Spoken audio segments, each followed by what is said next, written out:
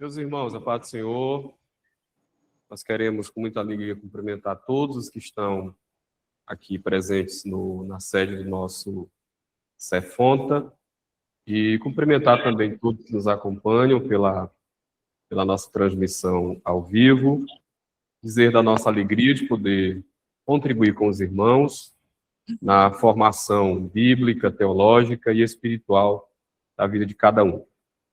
Como já adiantado aí pelo pastor Gideone, a nossa aula é uma aula de resumo, basicamente um apanhado geral do conteúdo que os irmãos estão estudando esse mês. E para essa turma, que é a turma dos remanescentes, como ele deu o nome aí, é a introdução ao Novo Testamento.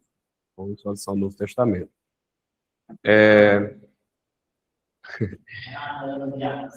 Eu quero pedir aos irmãos, como já foi instruído pelo pastor Gideone, os irmãos que estão acompanhando a transmissão, no momento que os irmãos quiserem interromper para fazer alguma pergunta, ou algum comentário, é claro, delimitado aí pelo assunto, né?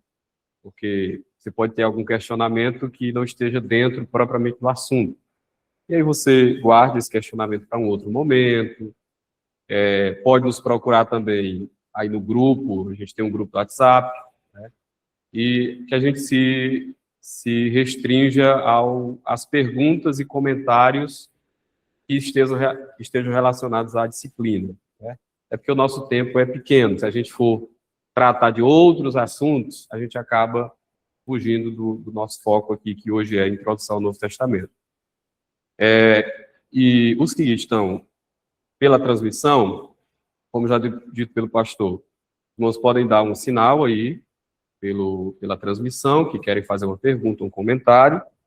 E os irmãos que estão aqui na sala, quando os irmãos quiserem fazer uma pergunta, nós levantem a mão, aguardem a gente levar o microfone, que é esse pequenininho que está bem aqui, para você fazer a pergunta, para que os irmãos que estão assistindo a transmissão ouçam a sua pergunta e entendam por que a gente está dando essa resposta. Tá bom? Então, se os irmãos quiserem também participar aqui, fique à vontade, os irmãos que estão aqui na sala, só você levantar a mão e esperar a gente levar aí o microfone para você participar e aqueles que estão na transmissão ouvirem também. Tá bom? Então, nós vamos começar com uma leitura de um versículo da Palavra de Deus que se encontra na carta aos Gálatas. Nossa aula é de introdução ao Novo Testamento e nós queremos começar com a leitura de um versículo de Gálatas, capítulo 4, e o versículo 4. Gálatas 4 e o versículo de número 4. O áudio está bom? Tá ok. Gálatas 4 e 4. Diz assim: vindo, porém, à plenitude dos tempos, ou do tempo, Deus enviou o seu Filho, nascido de mulher, nascido sob a lei. Eu quero dar destaque exatamente para essa expressão que aparece aí no verso 4, que é a expressão plenitude dos tempos, né? Que se nós fôssemos trocar em miúdos, né, colocar de uma forma mais simples, basicamente o que Paulo está dizendo é que quando tudo estava preparado, todo o cenário histórico estava devidamente armado, Deus enviou o seu Filho, no momento certo, né?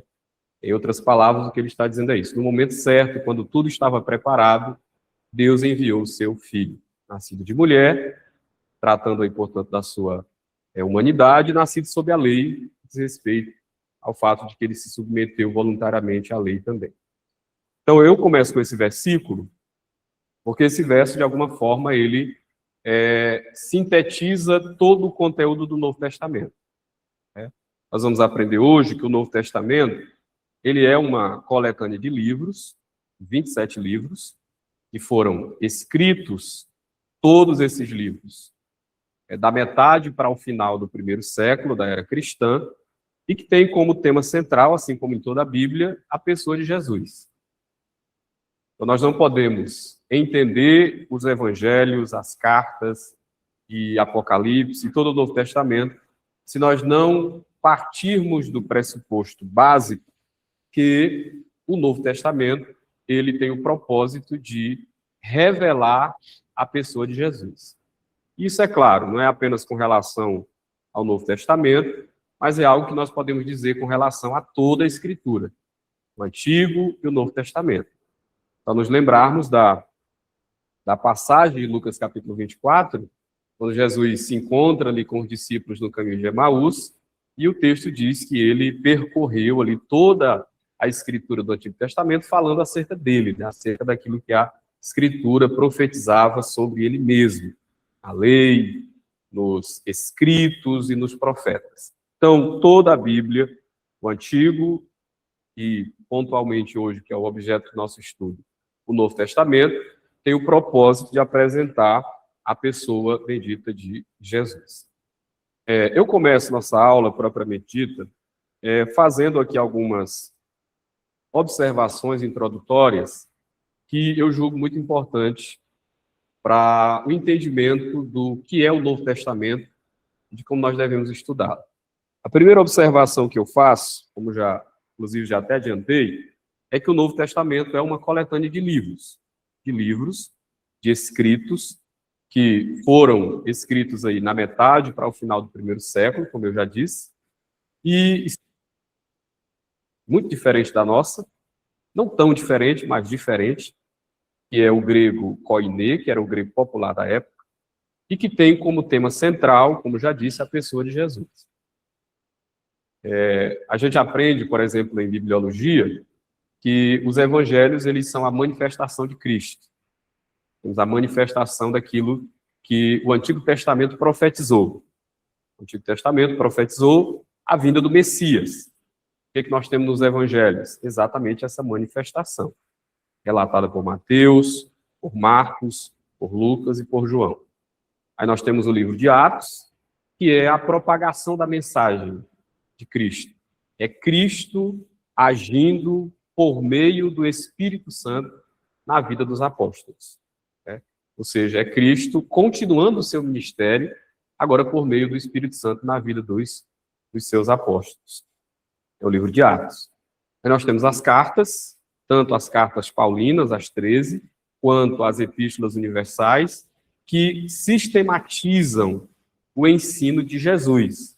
É uma sistematização, é uma organização, é uma aplicação do ensino de Jesus nos diversos contextos, nas diversas áreas da vida da igreja. Desde a apresentação do verdadeiro evangelho, como nós encontramos na carta aos Romanos, até mesmo ao conselho de como um senhor deve tratar o seu escravo. É o que nós encontramos em Filemão. Então, nós vemos os ensinos de Cristo sendo aplicados às mais diversas áreas da vida da igreja.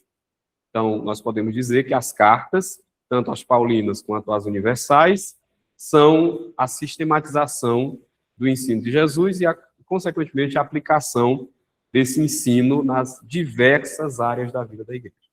E aí nós temos o Apocalipse, que é a consumação de tudo.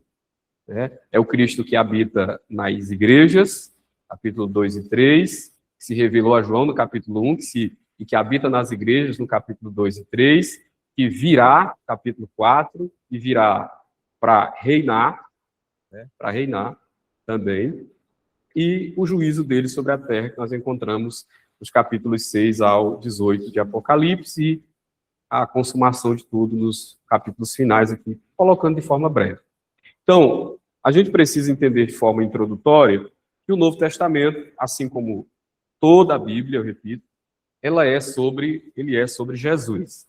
É uma apresentação da pessoa bendita de Jesus. Sua obra, sua vida, seus ensinos, sua volta, o juízo que ele aplicará sobre a terra e o estado perfeito e eterno que ele tem preparado para o seu povo. A segunda observação que eu faço sobre o Novo Testamento, creio ser de grande importância, é que o Novo Testamento, ele, embora tenha sido escrito em 27 livros, mas ele pode ser organizado também por temas. É claro que quando os escritores do Novo Testamento estavam escrevendo, eles não tinham isso em mente, né? Essa divisão não é uma divisão que estava na mente dos escritores, mas é um estudo, uma divisão que serve para os nossos estudos em teologia, para a nossa compreensão do Novo Testamento, né? E a divisão básica que nós aprendemos aí sobre, que pode ser aplicada ao Novo Testamento, é que nós temos, primeiramente, os evangelhos, que alguns costumam chamar de biografias, e que eu particularmente evito, e percebi que o autor também do material dos irmãos, ele evita usar o termo biografia, porque o termo biografia, como nós entendemos hoje, não pode ser aplicado ao que a gente encontra nos evangelhos. Por quê? Porque o que é biografia? Biografia é o relato, né, é contar a história da vida de uma pessoa, de forma linear. Você começa ali no nascimento, você vai indo e contando essa história de forma linear até o momento da sua morte. Mas quando você olha para os evangelhos, e principalmente para os 3 primeiros, que são os evangelhos sinóticos, o que a gente percebe é que os evangelhos, eles não são propriamente biografias. Eu prefiro usar o termo, e aí, se você quiser anotar esse termo, eu até lhe aconselho, você vai se deparar com ele em algum momento aí no estudo da teologia bíblica, que é o que eu chamo de narrativas episódicas, né? Eu prefiro associar esse termo aos 4 evangelhos, na verdade, né? São narrativas episódicas. Por que narrativas episódicas? Porque os episódios que são narrados pelos autores, por Mateus, por Marcos, por Lucas e por João, eles são selecionados de acordo com o propósito para o qual eles estão escrevendo, ou pelo qual eles estão escrevendo. Viu? Ou seja, eles não contam a história de forma linear. Eles selecionam os episódios de acordo com o propósito pelo qual eles estavam escrevendo.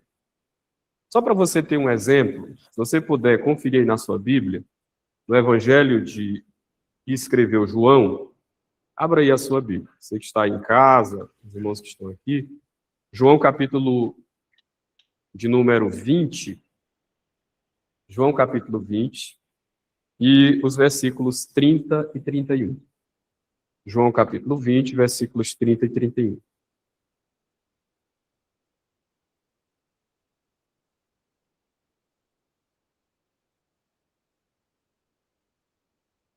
Diz assim o texto: na verdade, fez Jesus diante dos discípulos muitos outros sinais que não estão escritos neste livro.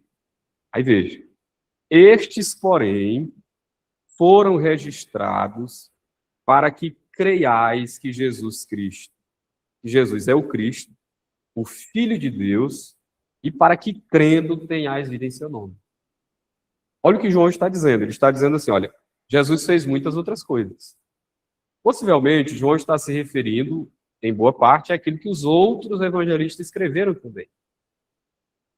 Ou seja, ele está se referindo a coisas que Mateus, Marcos e Lucas e João não registraram, mas ele também está se referindo a coisas que eles registraram e que ele não registra. Ele não registra. Ele está dizendo, olha, Jesus fez muitas outras coisas, muitos outros milagres, que não estão registrados neste livro. Aí ele diz, mas estas, as que ele registrou, foram registradas para que vocês creiam que Jesus é o Cristo, o Filho de Deus. O que ele está fazendo? Ele está justificando por que ele selecionou determinado conteúdo. Por que, por exemplo, dos 7 sinais que João narra, só um você encontra nos outros evangelhos? Já parou para pensar nisso? Dos 7 sinais que ele narra, só um você encontra nos outros evangelhos, que é a multiplicação dos pães. Os outros 6, todos são exclusivos de João. Só ele registra. Por que ele faz isso? Por que só ele registra? Porque ele selecionou os episódios, os sinais, por exemplo, porque o propósito dele era evidenciar, por meio desses sinais, que ele, Jesus, é o Cristo, o Filho de Deus. Ou seja, ele selecionou exatamente milagres que, de alguma forma, apontam para o fato de que ele é Deus. A começar, por exemplo, do milagre ali da transformação da água em vinho, né? E você percebe que é um milagre onde de alguma forma, ele age transformando a água, vencendo, me permito usar essa expressão, os processos naturais que ele próprio criou. Porque para você ter um vinho dentro de um odre, o que era necessário? Plantar lá o pé de uva, né, para usar o bom português maranhense, tudo do maranhense é pé de manga, pé de uva. Então tinha que plantar o pé de uva, e aí colher a uva, pisá-la, extrair o suco, colocar dentro do odre, esperar passar por aquele processo de fermentação e tal, aí que era servir. Aí Jesus vai e diz assim, coloca a água lá nas talhas, né, e manda tirar, e está lá o vinho. Ou seja, ele vence todo o processo e foi criado por ele mesmo como criador, que é o processo natural com que o vinho chega à mesa de uma pessoa. Então, João, ele seleciona cada milagre, a ressurreição de Lázaro, tudo isso são milagres que apontam para essa verdade singular de que ele é o Filho de Deus. E não é só João que faz isso. Se você comparar, por exemplo, Mateus e Lucas, você percebe que Lucas, ele registra algumas palavras de Jesus fazendo acréscimos, não acréscimos às palavras, mas fazendo aplicações diferentes àquelas que Mateus faz. Por exemplo, eu não vou me recordar aqui o capítulo, é porque eu lembrei disso aqui agora para exemplificar para os irmãos. Os irmãos podem comparar depois. Quando Mateus registra que Jesus disse assim, qual pai dentre vós que se o filho lhe pedir um ovo, né, vai lhe dar uma serpente, se lhe pedir pão, vai lhe dar uma pedra. Aí ele diz assim, se vós sendo maus sabeis dar boas coisas aos vossos filhos, quanto mais vosso Pai Celestial não vos dará também coisas boas. É assim que Mateus registra. Mas quando Lucas vai registrar lá no capítulo 11, a mesma palavra, Lucas registra assim, que Jesus disse, qual o pai dentre vós que se o filho lhe pedir um ovo vai lhe dar uma serpente, se lhe pedir pão vai lhe dar pedra? Se vós, sendo maus, sabeis dar boas coisas aos vossos filhos, quanto mais vosso Pai Celestial não vos dará o Espírito Santo àqueles que lhe pedirem. Veja, uma leve modificação, mas que corresponde ao propósito de Lucas. Porque qual é o propósito de Lucas? É apresentar Cristo como um homem perfeito e como aquele que concede o Espírito Santo, tanto em Lucas como em Atos dos Apóstolos. Então, eu estou exemplificando aqui essas questões para os irmãos entenderem que o que nós encontramos nos evangelhos não são biografias propriamente ditas, mas o que eu chamei de narrativas episódicas. Cada relato que é escrito por determinado autor, cada ênfase que é dada por determinado autor, tem o propósito, ou está condicionado, aliás, ao propósito pelo qual ele escreveu aquele determinado livro. Mateus, por exemplo, que tem o propósito de apresentar Jesus como rei, como que ele começa o evangelho? Com uma genealogia. Mas como que a genealogia dele começa? Jesus Cristo, filho de Davi, filho de Abraão. Ele vai traçar a linhagem real dele, porque ele quer provar que ele é o Messias. Esse é o propósito dele no evangelho. Então é por isso que ele coloca a genealogia propositalmente começando com livro da genealogia de Jesus Cristo, filho de Davi. Ele é um legítimo herdeiro do trono. Filho de Abraão, ele é um hebreu, de fato. Ele é aquele, e aqui há conexões muito claras de Mateus com Gênesis. Ele está dizendo, este é aquele sobre quem Deus disse para Abraão, em ti serão benditas todas as famílias da terra. Esse é aquele, descendente de Abraão, em quem todas as nações serão benditas. Né? Então ele traça isso. Quando você vai para a genealogia de Lucas, você vê que há uma diferença. Há uma diferença. Ele começa, como a gente diz, ao contrário, ele termina com Adão. Filho de Adão, filho de Deus. Adão, filho de Deus. Né? Que é o que a gente encontra na genealogia em Lucas capítulo 3, que é no caso já de Lucas, porque ele tem o propósito de apresentar Jesus como homem perfeito. João, como ele quer apresentar Jesus como Deus, ele não começa com genealogia. Ele já começa com ele na eternidade. No princípio era o Verbo estava com Deus, o Verbo era Deus, todas as coisas foram feitas por ele, sem ele nada foi feito se fez. E é isso. Propositalmente ele está registrando determinadas questões, condicionando-as ao propósito pelo qual ele está escrevendo. Então, é muito importante a gente entender isso, principalmente sobre os evangelhos, né? E essas narrativas, eu repito, são narrativas episódicas. Então, nós temos os evangelhos, nós temos o livro de Atos, que é o livro histórico do Novo Testamento, que pode ser dividido aí em três partes, né? Três partes que são claramente vistas ali, dentro do próprio texto você percebe isso. Você tem a igreja em Jerusalém, sendo cheia ali do Espírito Santo, né, dos capítulos 1 ao capítulo de número 7. Você tem a igreja em Judéia e Samaria, capítulos 8 e 9. E você tem a igreja, capítulos 8 e 9. Você tem o evangelho chegando aos gentios, né? E você tem a igreja até os confins da terra, a partir do capítulo 13. Então, você percebe que o propósito do narrador, que é Lucas, no caso, é apresentar essa história da igreja ali nos seus primeiros anos. Nós temos as epístolas paulinas, universais, como já disse. Nós temos, então, o livro de Apocalipse, que é a profecia.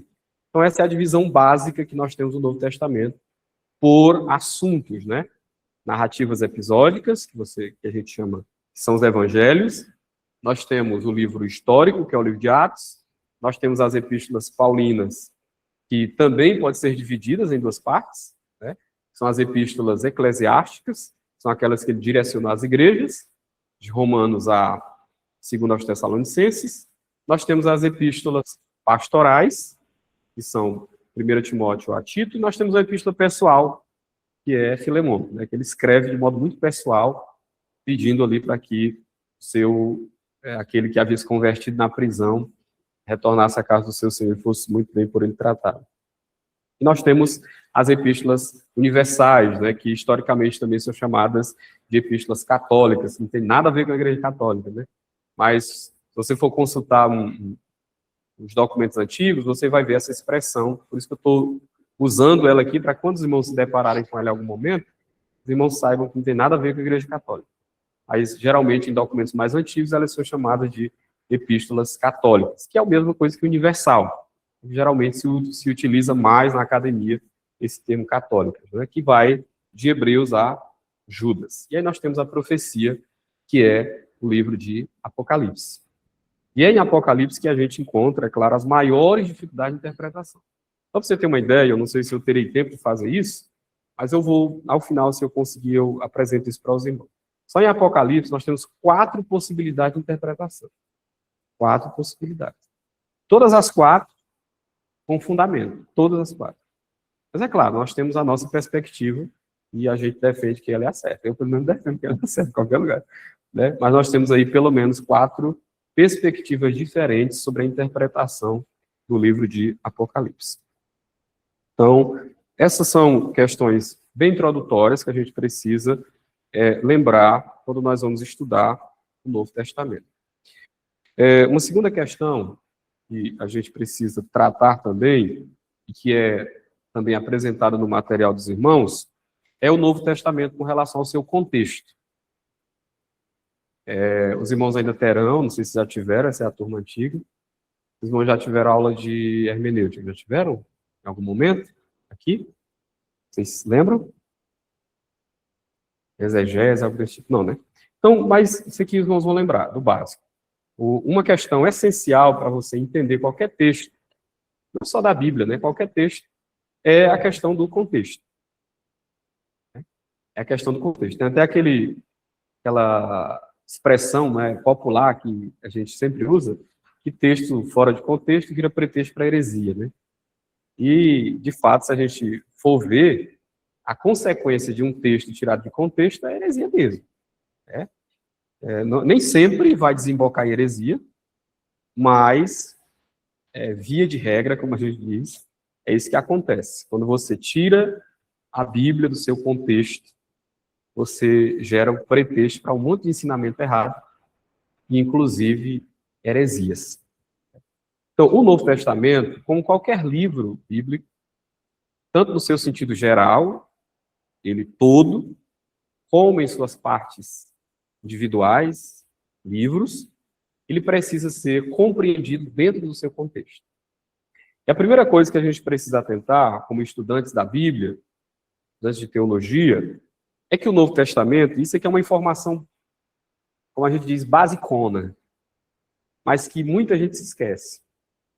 Que o Novo Testamento, irmãos, ele é a continuação da história da redenção. O Novo Testamento, ele não está separado do Antigo Testamento.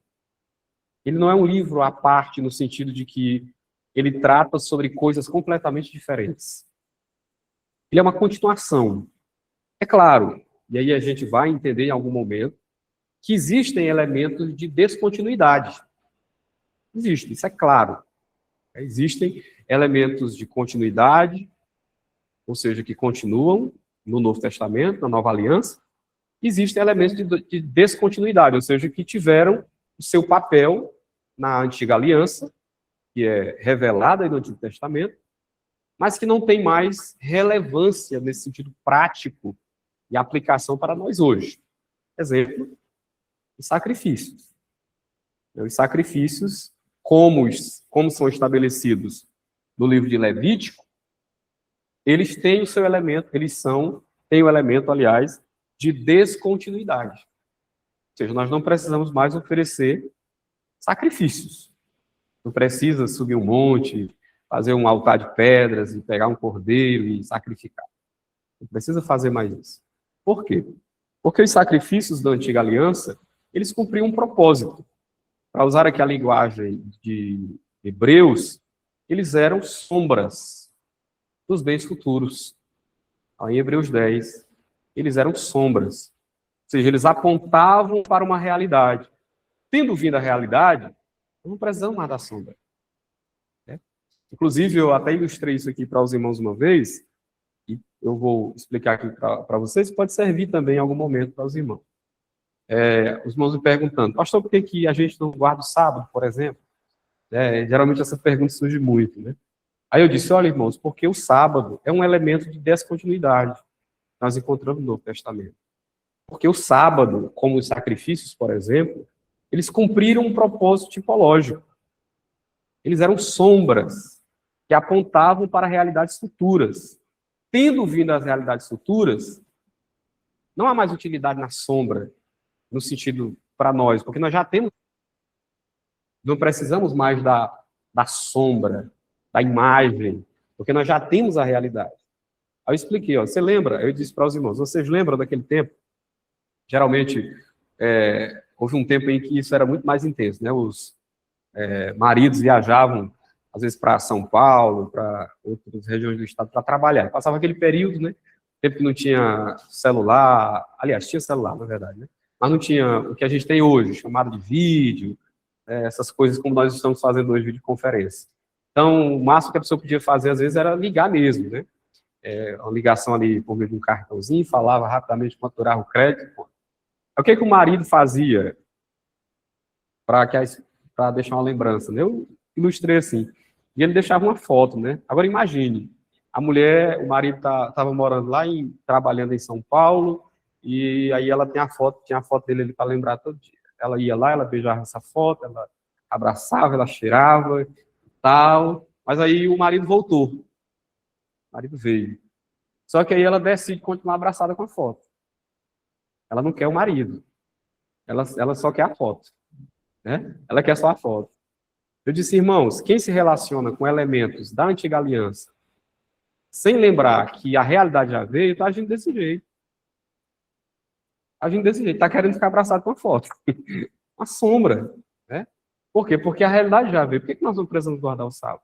Porque o sábado apontava para uma realidade concreta que viria com a morte e a ressurreição de Cristo. Que sentido? Ele é o descanso. Hebreus capítulo 4 fala isso. Ele é o nosso descanso. É nele que nós descansamos.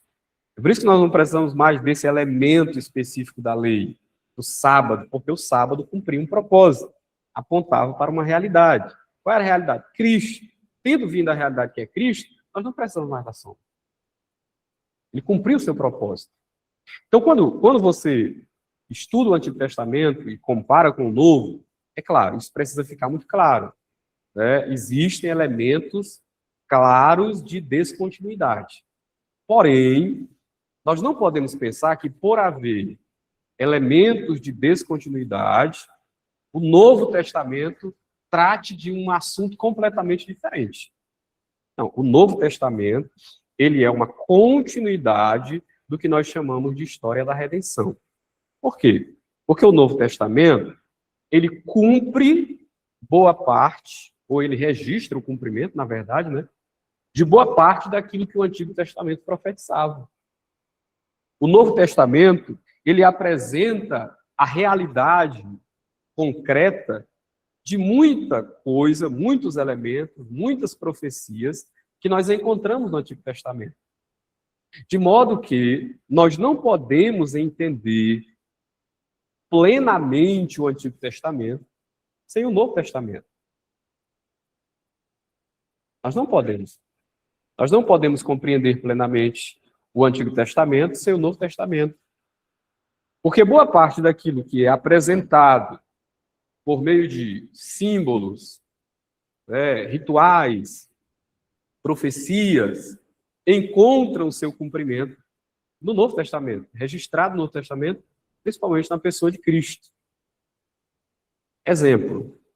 A gente pega aqui, só para exemplificar, Gênesis capítulo 22, um texto bem antigo, né, do Antigo Testamento, no livro de Gênesis, você encontra ali no capítulo 22 uma prefiguração do sacrifício de Jesus. Você vê Abraão subindo ao monte para sacrificar o filho. Você vê o filho fazendo uma pergunta, dizendo: eis aqui a lenha, o fogo e o cutelo. Mas onde está o cordeiro para o sacrifício? Onde está o cordeiro para o sacrifício? E a resposta de Abraão, ela cumpre um propósito imediato, mas ela ecoa por toda a história bíblica. Deus proverá para si um cordeiro. Deus proverá para si um cordeiro. Essa palavra de Abraão, ela não é registrada por Moisés despropositalmente. Ele tem um propósito e dá ênfase para o que ele diz. Deus proverá para si um cordeiro. Aí o cordeiro que é profetizado em Abraão, ele é tipificado na Páscoa, em Êxodo 12. Você vê o cordeiro aparecendo novamente, sendo o substituto dos primogênitos. Não mais só de Isaac, agora dos primogênitos. Do dia ali da praga, né, que veio. Ele agora cumpre o propósito de ser o substituto, aquele que morreria no lugar dos primogênitos dos hebreus. É o cordeiro profetizado. Aliás, o cordeiro tipificado. Quando Deus dá a lei para a nação de Israel, aí você vê novamente o assunto do cordeiro que Abraão disse, Deus proverá, sendo trazido à tona. Você vê o cordeiro agora simbolizado nos sacrifícios. Olha, tem que trazer o cordeiro, tem que colocar a mão sobre ele, tem que confessar os pecados da nação e depois tem que imolar esse cordeiro. E o sangue dele tem que ser aspergido sobre as pontas do altar, colocado em um bacio, levado também, derramado sobre o propiciatório da arca. Cordeiro simbolizado. Quando Isaías se levanta, 700 anos antes de Cristo, aí ele vai profetizar, e ele profetiza sobre o cordeiro novamente. Agora o cordeiro ele não é mais profetizado por Abraão, ele não é mais apenas tipificado na Páscoa, simbolizado nos sacrifícios, ele agora é profetizado de forma objetiva por Isaías. Ele seria ferido pelas nossas transgressões, moído pelas nossas iniquidades, o castigo que nos traz a paz estava sobre ele, pelas suas pisaduras fomos sarados. O cordeiro agora é profetizado, concretamente. Aí está lá um certo João Batista batizando. Aí, de repente, vem alguém ao encontro dele. Aí ele diz assim, eis o cordeiro. Isso é a profecia. Eis o cordeiro. Que cordeiro? Que Abraão profetizou, que a Páscoa tipificou, que sacrifícios simbolizaram, que Isaías profetizou. Esse é o cordeiro. Só que esse não é mais dos homens. Ele é mais um símbolo. Ele agora é o de Deus. Esse agora ele não tira só o pecado. Ele não substitui só Isaac. Ele não substitui só os primogênitos hebreus. Ele agora é o cordeiro que substitui o mundo. Ele é o Cordeiro de Deus que tira o pecado do mundo.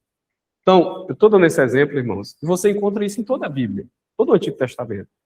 A Bíblia, ela tem uma linha muito clara na história da redenção, em que cada coisa vai se tornando mais clara, até chegar ao momento da vinda de Cristo, que é revelado no Novo Testamento. E isso, é claro, não só relacionado a Cristo, mas relacionado a tudo. Por exemplo, nós que somos pentecostais, nós encontramos, por exemplo, a nossa base de que o Espírito Santo, ele é algo que Deus deseja dispensar sobre todos os homens.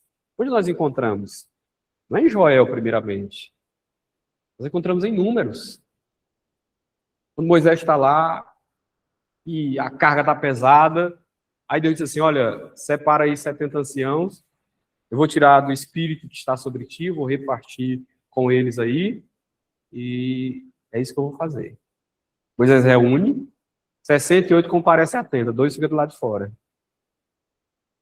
Estavam entre os inscritos, o texto diz, mas não estavam na tenda. Aí o Espírito desce sobre eles, o Senhor faz aquilo que disse que faria.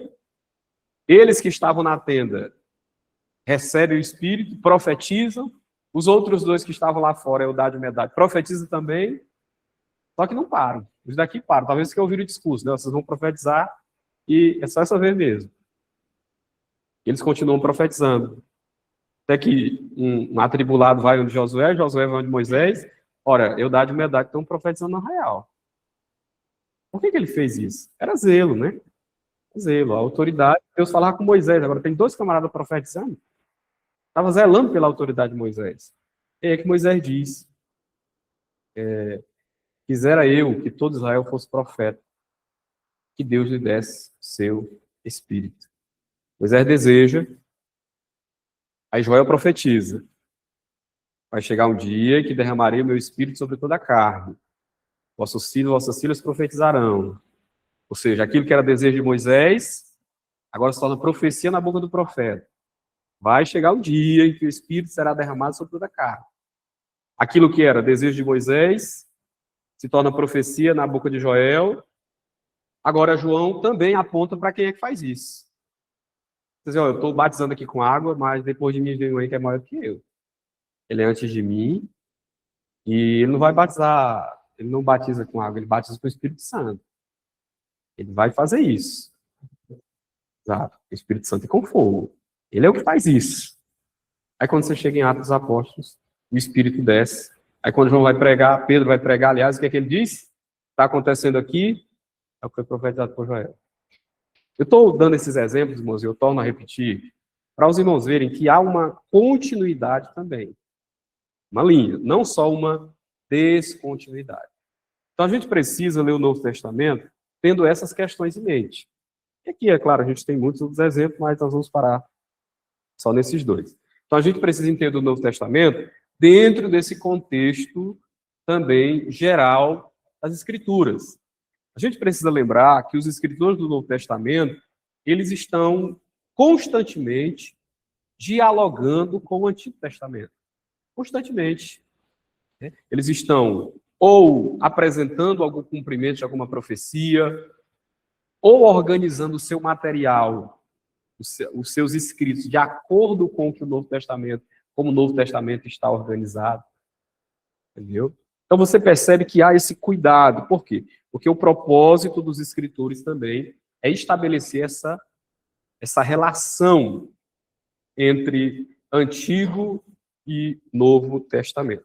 Então, a primeira questão contextual que precisa ficar muito clara em nossa mente é o Novo Testamento com relação ao seu contexto bíblico. Né? O contexto bíblico do Novo Testamento, eu repito, se você quiser sintetizar em uma frase, é isso.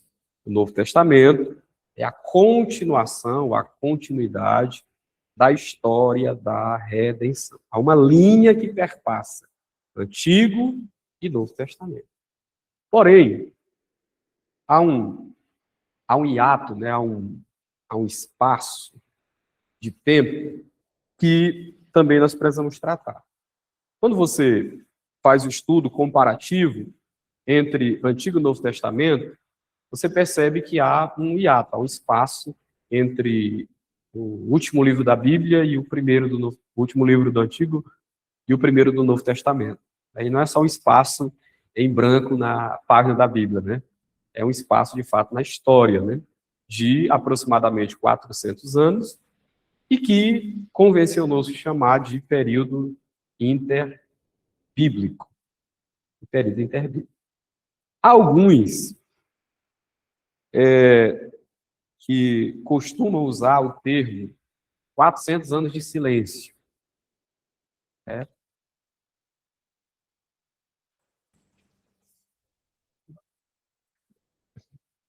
400 anos de silêncio. Porém, esse termo, ele tem sido abandonado na academia por uma questão muito simples. Se for usado por Deus agora. Viu? Por uma questão muito simples. Pode colocar isso. Por uma questão muito simples. Que é porque isso não representa a realidade, né? A gente poderia até dizer que houve 400 anos de silêncio profético, né? No sentido de que não houve profetas que profetizaram nesse período, 400 anos. Agora, não foi 400 anos de silêncio absoluto. E alguns até gostam de mostrar que não houve nem mesmo silêncio profético. Porque se você pega Simeão e Ana principalmente, né?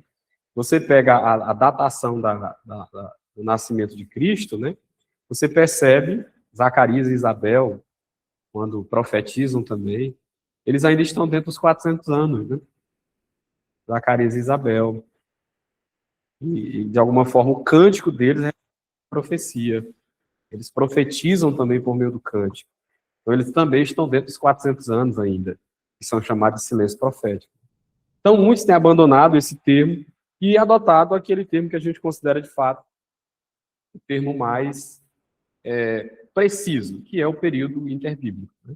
É o período entre a revelação, que é conhecida como Antigo Testamento, e o período e a revelação do Novo Testamento, nós encontramos ali a partir de Mateus. Então, dentro desse período de 400 anos, ocorreram alguns eventos que, de alguma forma, prepararam o palco para tudo aquilo que nós encontramos no Novo Testamento. Tudo mesmo. E se nós dizemos, aliás, que para compreendermos o Novo Testamento, é preciso nós entendermos ele dentro do seu contexto bíblico, nós precisamos entendê-lo também dentro do seu contexto histórico, que tem muito a ver com o que acontece dentro desse período de 400 anos. Os irmãos sabem que o Antigo Testamento, o nosso cânon do Antigo Testamento, o cânon cristão, ele termina com qual livro do Antigo Testamento? Malaquias. Com um profeta, ele termina com um profeta, né? Nós temos ali os livros dos profetas, Isaías a Malaquias, e dentro desses profetas, você tem profetas que profetizaram antes do cativeiro, Oséias, Isaías, Miqueias, Naum, Abacuque, Sofonias, Amós, são profetas que profetizaram antes do cativeiro. E Jeremias, que em parte profetizou antes. Né? Parte profetizou antes. Aí você tem profetas que profetizaram dentro do cativeiro. Parte de Jeremias, Lamentações, Ezequiel, Daniel. Profetizaram dentro do cativeiro. E você tem profetas que profetizaram depois, que é Ageu, Zacarias, Malaquias. Essa é a organização do Antigo Testamento na Bíblia cristã. Você vai para uma Bíblia hebraica, por exemplo, o último livro é 2 Crônicas. 2 Crônicas.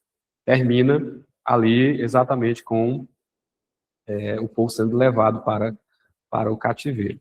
Mas isso não vem ao caso. Eu estou dando só esse detalhe, porque ele é importante para a gente entender uma questão muito, muito simples, muito básica, aliás. Que quando o povo retorna do cativeiro, como está ali em Esdras e Neemias, nós temos 3 profetas que profetizam nesse período, como já disse, Você tem Ageu, você tem Zacarias, você tem Malaquias, que profetizam nesse período. Né? Ageu exortando o povo a retornar à construção do templo. Ele profetiza ali dentro do contexto de Zorobabel, a reconstrução do templo, etc. Tem Zacarias, tem todas aquelas visões, né, que são muito complexas de serem entendidas, né, que apontam principalmente para o tempo do fim, como o capítulo 14, que aponta para a volta gloriosa do Messias. E você tem Malaquias, que é um livro que é uma denúncia contra os sacerdotes da época, que estavam roubando o dízimo do Senhor. Né? Malaquias trata basicamente disso. Então você tem o fim do registro da revelação, de acordo com a nossa organização de Cânon, com o povo desfrutando de liberdade, porque já estavam na sua terra, já haviam retornado, mas o povo ainda está debaixo do domínio persa. Né?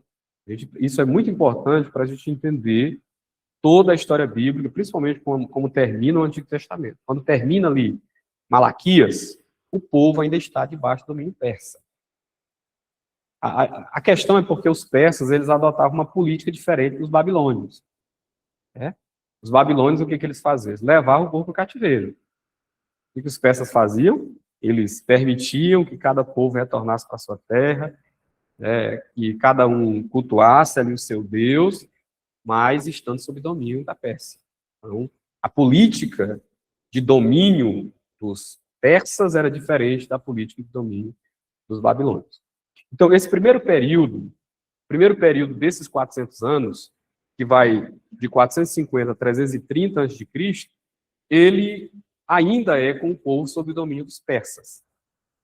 450 a 330 a.C.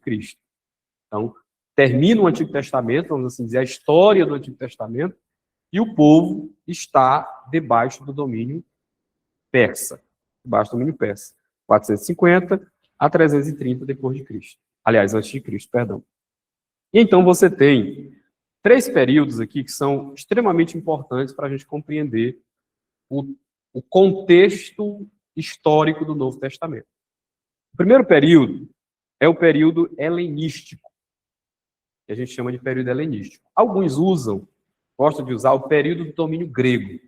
Só que nunca houve um domínio grego propriamente dito, um domínio da Grécia sobre Israel. Nunca houve, de fato, um domínio grego. Então, é por isso que costuma-se usar o termo período helenístico, porque, de fato, ele corresponde também àquilo que aconteceu no final do século IV, quando Alexandre o Grande ele derrotou os persas, né? Ele assumiu o domínio de toda aquela região oriental do Mediterrâneo, que englobava ali Síria, Egito, Pérsia, Babilônia. E qual era a tese central de Alexandre o Grande? Qual era a tese central dele? Era que a helenização dos povos, a helenização, ou seja, a implantação da cultura grega, quando você ouvir a palavra helenização, entenda que é nesse sentido que nós estamos falando, viu? A implementação da cultura grega nos povos, ela era muito mais poderosa do que o domínio de um povo por meio da força. Ou seja, muito mais poderoso, muito mais poderoso do que você dominar um povo pelo exercício da força, é você dominar o povo implantando naquele povo a sua cultura, a sua língua, o seu modo de pensar, que é o que é chamado nesse período de helenização. Ou seja, é a implementação da cultura grega nos povos que eram, de alguma forma, dominados pela Grécia. Né? Havia uma política de domínio, mas não de domínio, primeiramente, do corpo, mas de domínio da mente. Uma vez, aqui eu abro um parênteses para dizer isso, eu disse, olha, hoje, essa é a tática muito usada, por exemplo, pelos governos de esquerda, né? Né? Que é dominar os grandes centros onde são formados os pensadores. As universidades, né? As faculdades, Eles dominam, eles colocam os seus representantes, seus profetas, vamos usar esse termo, né? E eles têm essa função de implementar uma cultura de viés esquerdista, marxista, liberal, exatamente. Por quê? Porque dominando a mente dessas mentes, dominando essas pessoas que estão tendo as suas mentes formadas, eles terão um exército lá na frente. Um exército lá na frente. Entendeu? Então, é algo que Alexandre usava muito. Então, esse período, por que ele é importante para a compreensão do Novo Testamento? Porque, como você sabe, eu já até adiantei, o Novo Testamento ele foi escrito em grego, né? No grego chamado grego popular, que é o grego koiné, que é diferente um pouco do grego clássico. Era o grego popular, o grego da rua, vamos assim dizer, né? Era o grego que todo mundo falava, né? E o Novo Testamento foi escrito em grego. Ah, pastor, e qual a importância que isso tem com relação a esse período, conhecido como período helenístico, que vai aí de 330 a 166 a.C.? Por que isso tem relação? Porque entenda uma coisa, a implantação da cultura e da mentalidade grega foi tão forte que quando você chega no Novo Testamento, qual o império que está dominando? A Judéia, Roma. É Roma que está dominando. Mas qual é a língua universal? É o grego. O grego, não é o latim. É o grego que está ali, dominando. Viu? Exatamente. Muito bem, pastor. É como o inglês hoje. Era uma espécie de língua universal. Onde a pessoa chegava, tinha alguém que falava. Né? Tinha alguém que falava. Então, isso é muito importante para a compreensão do Novo Testamento, porque, de alguma forma, a gente enxerga em tudo isso também a providência divina. Né? A providência divina agindo por meio de governantes e de um império humano. Porque tudo isso serviu à propagação do Evangelho. Ou seja, quando os apóstolos saíram proclamando o Evangelho, eles tinham que uma língua, que era uma língua universal, que onde eles chegassem, havia alguém que falava. Eles puderam escrever em uma língua que todas as partes do império poderiam entender. Então a gente enxerga nisso, de alguma forma, a providência divina. É Deus agindo na história para que chegue o momento que nós lemos em Gálatas 4:4. Chega o momento da plenitude dos tempos. É Deus armando o cenário, usando, inclusive, governantes ímpios, impérios ímpios, para o cumprimento mais na frente lá do seu propósito. Então, esse período é importante para a compreensão do Novo Testamento, porque foi esse período que que deu aos povos uma língua e que facilitou, de alguma forma, a propagação do Evangelho por meio dos apóstolos e os escritos também no Novo Testamento, que foram, como já disse, escritos em grego koiné. E aí nós temos o período romano. Eu vou dar um salto aqui, como a gente diz, para a gente adiantar, porque ainda tem muita coisa para falar. O período aí dos Macabeus, em algum momento a gente pode tratar disso. Mas eu quero dar um enfoque também para o período romano, que é o começo do domínio do período romano, que acontece a partir do ano 63 depois antes de Cristo. Bom, o período romano, ele começa no ano 63 antes de Cristo. E esse período que começa no ano 63 a.C., ele se estende por todo o período ali do Novo Testamento. Então, quando nós adentramos o Novo Testamento, a história que é narrada no Novo Testamento, o que nós encontramos? Nós encontramos agora o Império e a Judéia, aliás, e o mundo de então, dominado por Roma. E aí é um ponto que, geralmente, quando a gente estuda a história, né, a história do período interbíblico, e que nós que cremos em Deus e cremos na providência divina, a gente percebe a mão invisível de Deus agindo em tudo isso. Porque quando O que era profetizado? Aliás, como Cristo deveria morrer? Como Cristo deveria morrer? Cristo deveria morrer, como Paulo fala aos Gálatas, né, fazendo uma correlação entre o que Cristo passou e o que é dito na lei. Né? Em Gálatas ele diz assim que maldito todo aquele que for pendurado no madeiro. Né? Mostrando que, de alguma forma, já no Antigo Testamento, a Bíblia apontava para a forma como o Messias morreria. Morte de cruz, morte de crucificação. Só que quem matava por crucificação? Roma. É Roma que fazia isso. Né? E isso, entender esse contexto nos faz lembrar, por exemplo, uma pergunta? Não? Nos, sim. Nos faz lembrar de, por exemplo, João capítulo 8. Vocês lembram de João 8? A história lá da mulher adúltera, né? Foi apanhada em adultério, foi levada à presença de Jesus. Aí eles dizem, olha, essa mulher foi pega em ato adulterando, e a lei nos manda que a tal seja apedrejada. E o Senhor, o que o Senhor diz? A gente não percebe, mas há uma sutileza na pergunta dos acusadores da mulher. Eles querem colocar Cristo ou contra a lei ou contra Roma. Porque se Jesus disse assim, olha, não pode apedrejar, está indo contra a lei. Se ele disse pode apedrejar, ele está indo contra Roma. Porque Roma tinha uma política. Os povos, sob seu domínio, não podiam executar a pena capital. Só Roma podia fazer isso. Só Roma podia matar. Mas Roma não mata por apedrejamento. Roma não mata por apedrejamento. É crucificação ou decapitação.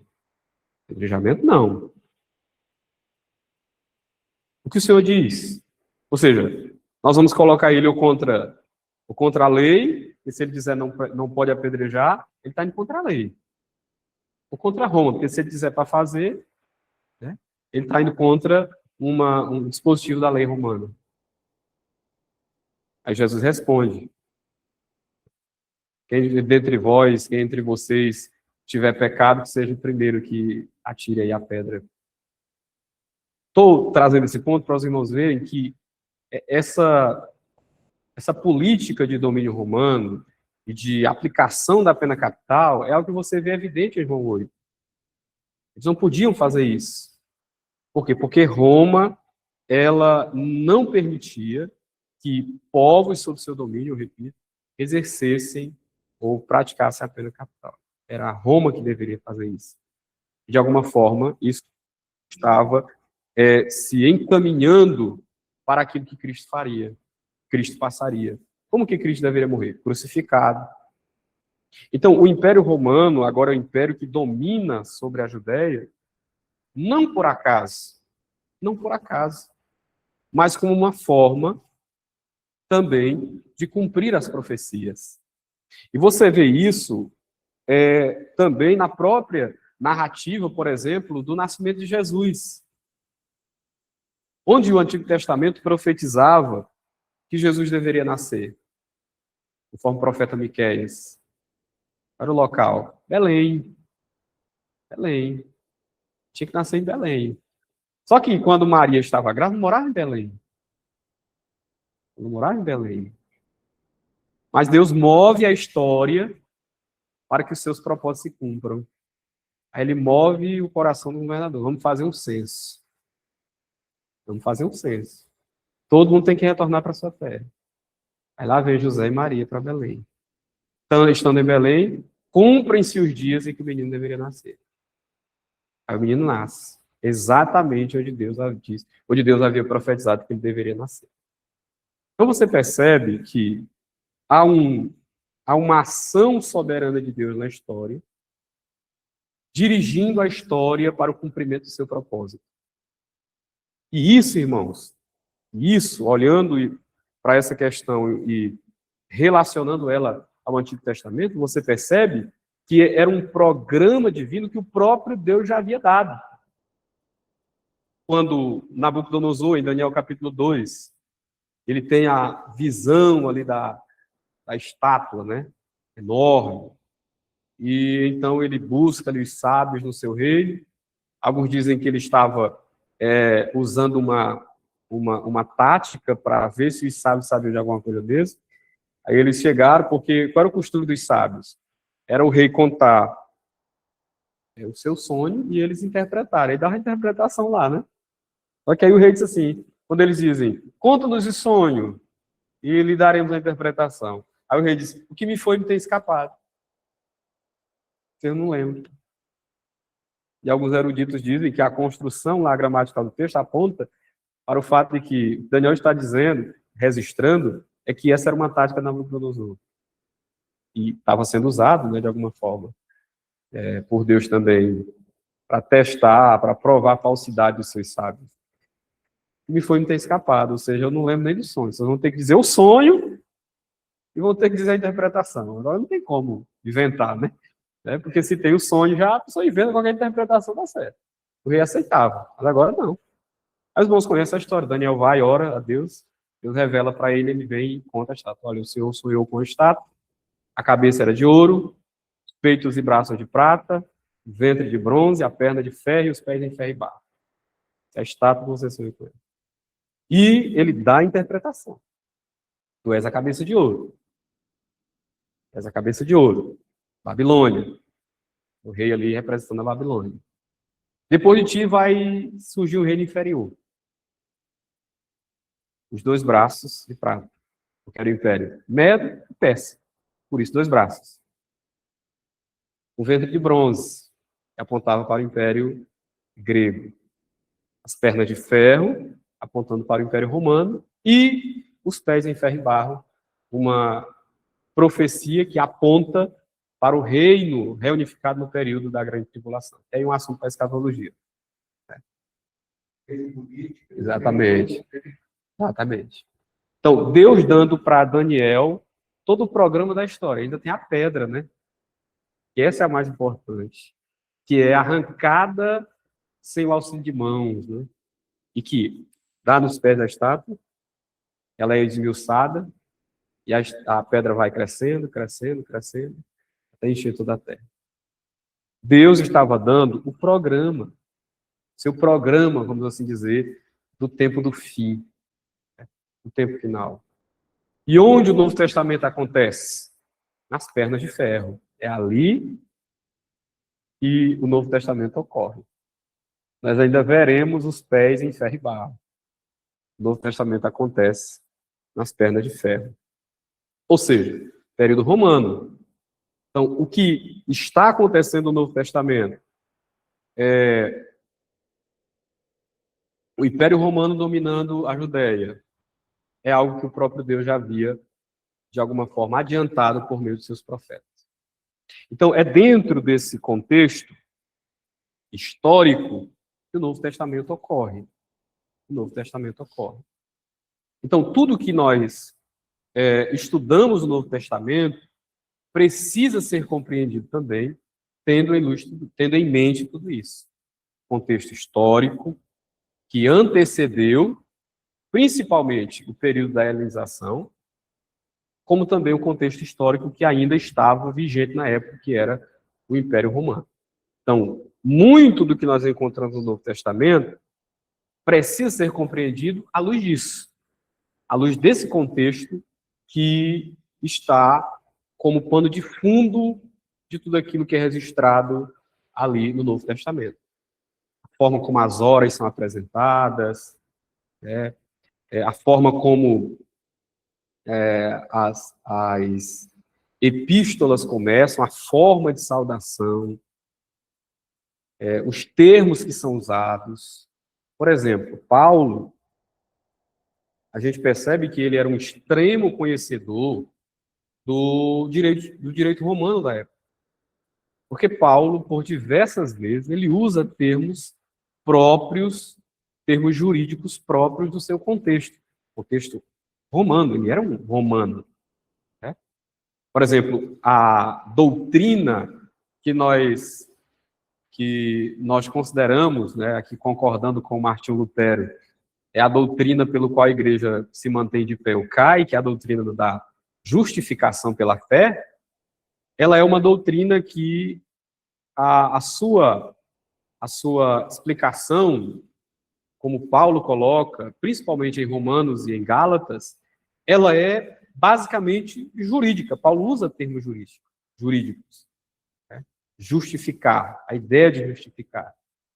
É um termo do direito romano da época, que Paulo está usando para ilustrar essa doutrina. Então, quando você compreende todo esse contexto histórico que está por trás do Novo Testamento, isso, de alguma forma, facilita a nossa compreensão. Não faz todo o nosso trabalho, é claro, mas ele, de alguma forma, facilita a nossa compreensão. Então, há o contexto histórico e há o contexto também religioso. Né? Já falamos do contexto bíblico, contexto histórico, brevemente aqui, é claro, os irmãos vão ver muito mais aí no material dos irmãos e nas outras aulas, que são as aulas da plataforma, mas nós temos também o contexto religioso da época, né? E se percebe primeiro pela constante presença de sinagogas no período do Novo Testamento. Você percebe que constantemente a palavra, o termo, né, a designação em sinagoga, aparece. O próprio Jesus, em Lucas capítulo 4, é registrado indo para onde? Para uma sinagoga. Como ele sempre fazia, né? Lá o texto diz que é como ele sempre fazia. Né? E as sinagogas, elas surgiram como uma forma dos judeus que permaneceram dispersos nos períodos das diásporas, na época da Babilônia, judeus que não retornaram para a terra, na época também da diáspora por meio dos persas, dos romanos, judeus que não retornaram para a sua terra, e que, ou que mesmo estando na terra, de alguma forma, irmão César, perderam o contato com o templo, porque eles instituíram sinagogas, que surge nesse período de 400 anos.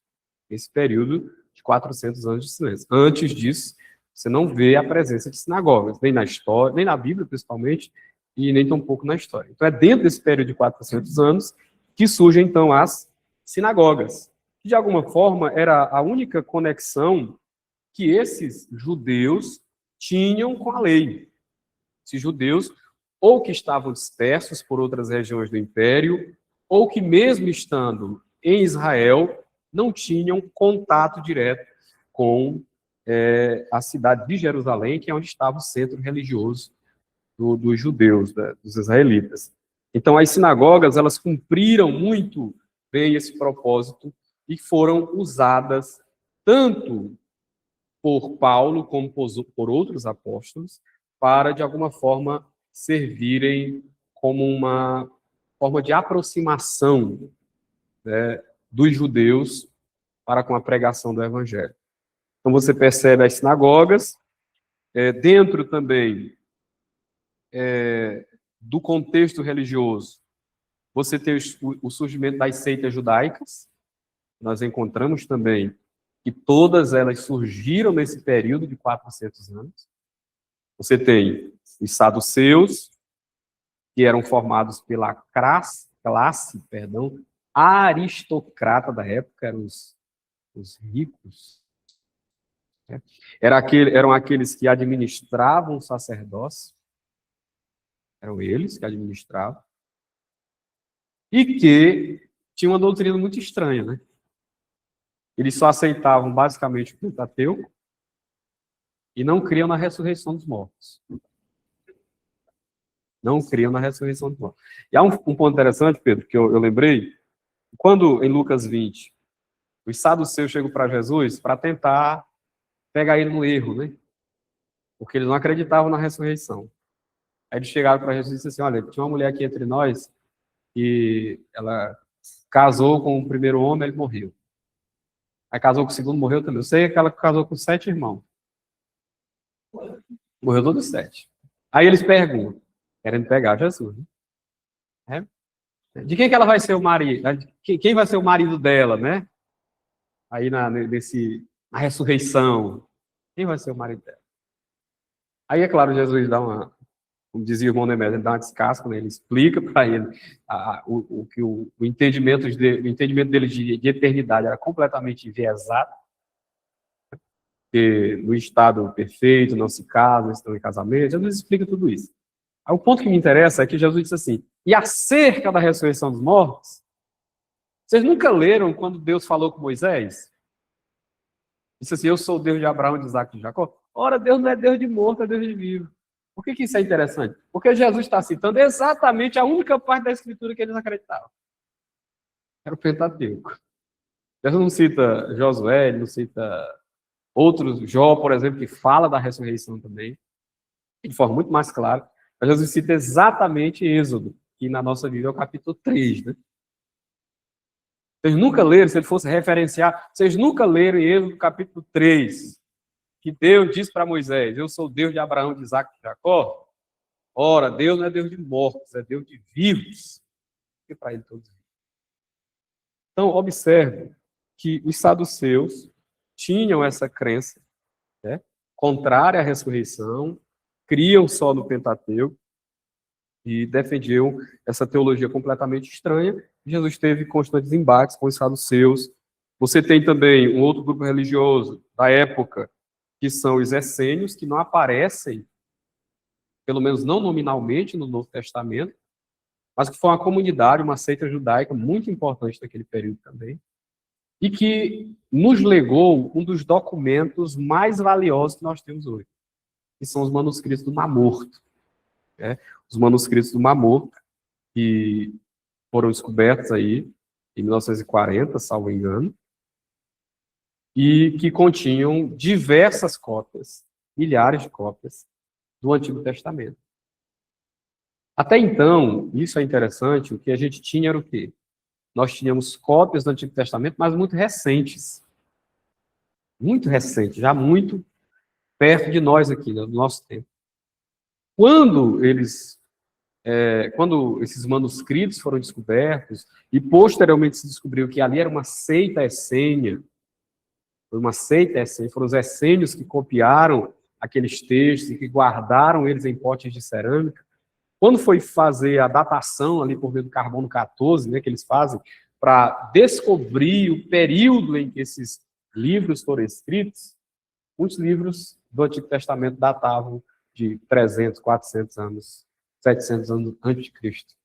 Ou seja, e aí quando fizeram a comparação com esses manuscritos que datavam de períodos muito anteriores a Cristo, com as Bíblias, né, as traduções que nós tínhamos, a precisão foi de quase 100%, 99, alguma coisa por cento.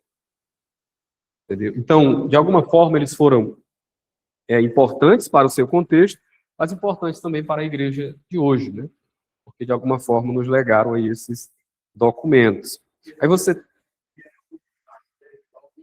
Senhor? Eram cópias, né?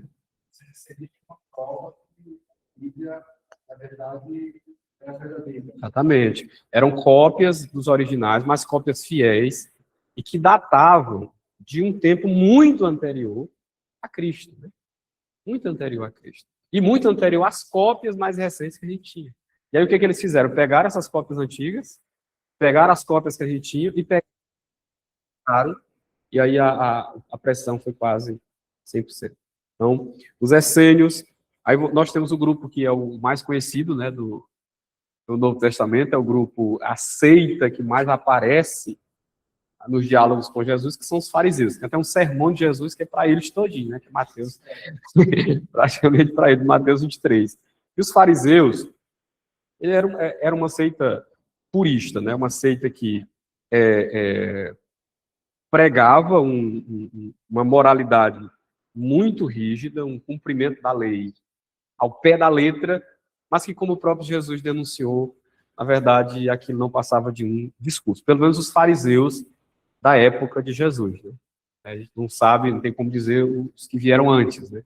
Mas os fariseus da época de Jesus era uma seita que defendia toda essa ideia do cumprimento rígido da lei, mas que tudo aquilo que eles faziam não passava de um mero discurso, né? Não condizia com a prática. Tanto é que Jesus disse, olha, você pode fazer o que eles estão dizendo aí, agora não imitem as suas práticas. O que eles dizem, mas não fazem. Né? Então você tem essênios, você tem saduceus, essênios, fariseus, zelotes, que eu lembro que o pastor Pedro Aldi, ele disse uma vez que os zelotes eram os petistas da época. Porque o pastor Pedro Aldi, uma vez ensinando sobre a história do Novo Testamento para a gente, ele disse que os zelotes eram os petistas, porque era um grupo revolucionário mesmo, e que defendia a libertação do domínio romano por meio da força, né? Da força mesmo, da agressão, de matar. Era um grupo terrorista, vamos assim dizer, dentro daquele período, né? Exatamente. E entre os escolhidos de Jesus tinha um, que era Simão, o Zelote. Né? Simão Zelote. Então era uma seita que não era propriamente uma seita religiosa, né? Mas que era uma seita que, de alguma forma, teve muita evidência no período do Novo Testamento. Aí tinha os herodianos, que não é propriamente uma seita, né? Mas era um partido político ligado à aristocracia também, ao governo, mas que não tem tanta relevância para a compreensão do Novo Testamento. Então, irmãos, a gente traçou aqui de forma bem básica, que é uma síntese, como dizer, a síntese da síntese, né? do panorama, tanto bíblico, quanto histórico, quanto religioso do Novo Testamento. Por que isso, e aí eu torno a bater nessa tecla, né? Por que isso é importante para o estudo do Novo Testamento? Porque nós não podemos compreender o Novo Testamento plenamente, nós não entendermos esse pano de fundo histórico que está por trás. Está por trás. Porque muito do que é registrado no Novo Testamento, ele tem diálogo direto com esses contextos. Esse contexto histórico, como eu citei, por exemplo, o próprio exemplo aqui da crucificação de Jesus, o texto de João capítulo 8.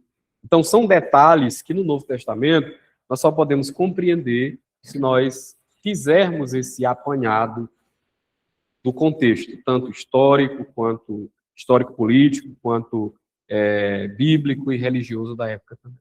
Então, é por isso que nós julgamos importante a compreensão desse contexto e nós aconselhamos os irmãos, os nossos estudantes, a se aprofundarem nisso. Tem um livro muito bom que eu recomendo aos irmãos, eu ia até trazê-lo, mas eu não encontrei na biblioteca. Eu procurei, já estava quase de saída, acabei não encontrando. Os irmãos podem anotar, e que é um livro que ajudará demais os irmãos a compreenderem esse contexto, esses contextos que eu falei, principalmente o contexto histórico e o contexto religioso, que o nome é exatamente esse, Período Interbíblico. O nome do livro é Período Interbíblico. Irmãos podem anotar. E vai colocar nos comentários aí para os que estão acompanhando a live. Período Interbíblico, o autor é Enéas Tognini. Eu vou dizer o nome do jeito que é escrito, viu? Só que você lê Tonini, mas é Tognini. Junto, viu? Tognini. Só que é Enéas Tonini, mas estou dizendo como é escrito para facilitar. Enéas Tognini. E a editora Agnus. A editora, se vocês quiserem colocar a editora, vai ficar mais fácil na hora de procurar. A editora Agnus, viu? É um livro que facilita muito a compreensão da gente desse período e que os irmãos vão encontrar com muito mais riqueza de detalhes aquilo que a gente, de alguma forma, aqui tentou sintetizar. Tá bom? Um outro ponto que eu destaco também no nosso estudo com relação ao próprio conteúdo do Novo Testamento.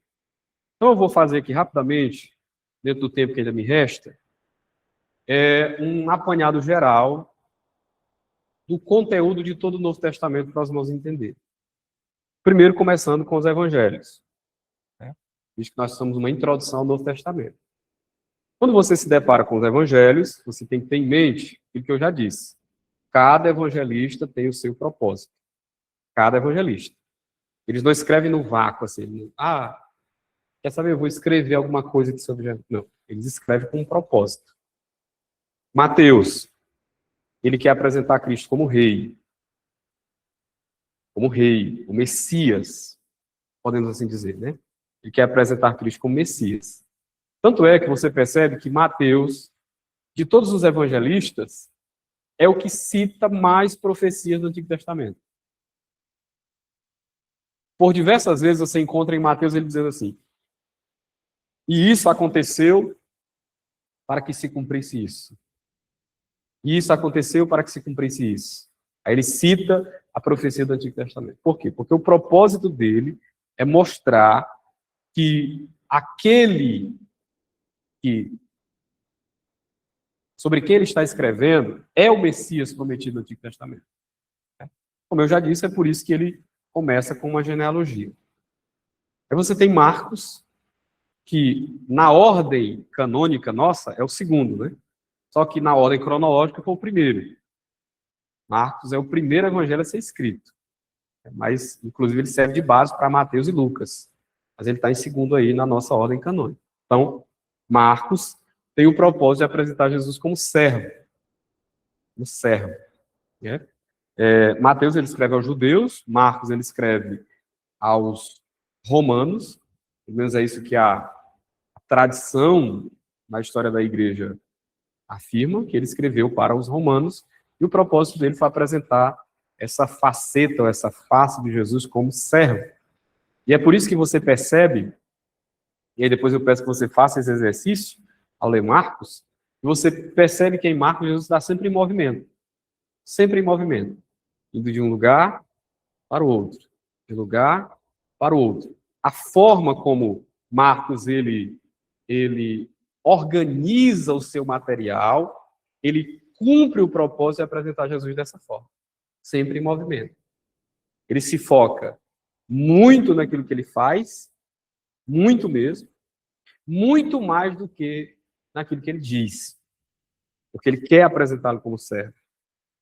Aí você tem Lucas, que é o terceiro evangelho, aí na ordem, na disposição do nosso cano, que é Lucas, que apresenta ele, como já disse, como um homem perfeito.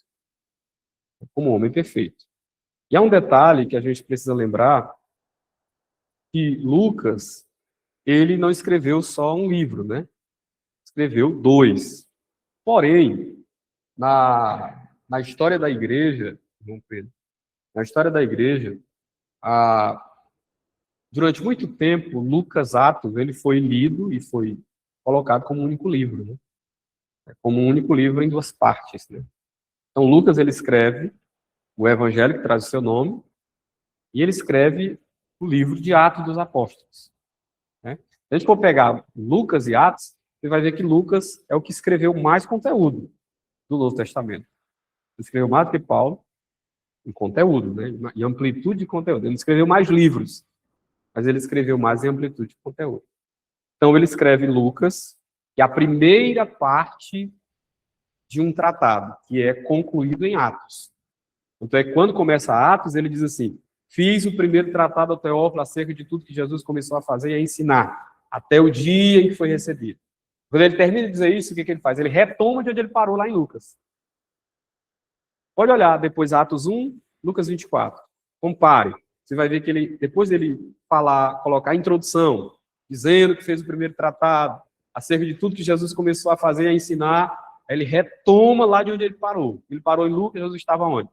No Monte das Oliveiras, sendo assunto aos céus, Lucas 24. Atos 1, onde ele começa, com Jesus no Monte das Oliveiras. Ele retoma de lá, mostrando que é uma obra contínua. Ele está escrevendo uma segunda parte de uma mesma obra. Mas a tradição separou os livros, não há nenhum problema nisso, estou apenas esclarecendo aqui para os irmãos. Então, ele escreve Lucas, e o propósito, como já disse, é apresentar Jesus como o homem perfeito. É por isso que Lucas ele dá muita atenção à anunciação de Jesus. Você vê que ele é o único que registra esses detalhes acerca do precursor, por exemplo. como o precursor veio, que é João Batista, de todos aqueles detalhes relacionados ao nascimento, de todo o contexto político por trás, quando ele fala do recenseamento. Então, Lucas quer apresentá-lo como homem perfeito, como homem perfeito, né? Aquilo que o pastor Raifran Batista, ele chama de a pessoa teantrópica, né? É o Deus homem, né? O homem que é perfeito, que é Deus também. Ele apresenta Jesus como homem. E aí você tem João, que é o quarto evangelista, e como já disse aos irmãos na introdução, ele apresenta Jesus como Deus. E aí, tudo em João, tudo no Evangelho, segundo João, como a gente diz, aponta exatamente para essa verdade. O prólogo do Evangelho já é um tremendo recado sobre isso, né? Inclusive, nós estudamos isso na nossa lição passada da Escola Bíblica Dominical, sobre o prólogo do Evangelho, vai do verso 1 ao 18. Tantas coisas que João diz em 2 versículos. No princípio era o Verbo estava com Deus, o Verbo era Deus. Tanta coisa que ele diz ali. Tanta coisa que ele diz. Ele fala da eternidade dele. Eternidade, no princípio. Princípio. Ele fala que ele é Deus, mas ele é uma pessoa distinta, porque ele era Deus, mas ele também estava com Deus. Distinção de pessoas, né? Mostrando essa relação íntima e trinitária entre as pessoas. Então, tanta coisa ele diz ali. Não, nosso cara, não estamos estudando João, né? Estou aqui apenas, de alguma forma, tentando aguçar o desejo dos irmãos de estudar mais isso. Então, ele diz, começa com Jesus, com o Filho na eternidade, porque o propósito dele é apresentá-lo como Deus. E você percebe que João dá ênfase nisso durante todo o seu evangelho. Inclusive, naqueles detalhes que eu falei. Na forma como ele seleciona os episódios, os milagres. Né? Os milagres. A transformação da água em vinho. Para citar aqui esses 3 que são os mais assim evidentes. A transformação da água em vinho, a cura do cego de nascença, João capítulo 9, e a ressurreição de Lázaro. Há alguns estudiosos, e aqui eu peço que os irmãos não reproduzam, dizendo assim, o pastor disse que é desse jeito. Eu estou apenas reproduzindo aquilo que li. Os irmãos despertam o senso crítico dos irmãos também. É porque a gente está numa aula de teologia, né? Mas há estudiosos que defendem que em João capítulo 9, o que Jesus fez não foi só devolver a vista a um cego, né? É isso que torna o milagre maravilhoso. O que ele fez foi um ato de criação mesmo. Ele criou o globo ocular no cego. Globo ocular no cego. Entendeu? Então, e aqui é claro, os irmãos julguem a procedência da informação ou não. Né? Aliás, a veracidade. Procedência é eu que estou dando a informação. Mas é algo a se pensar.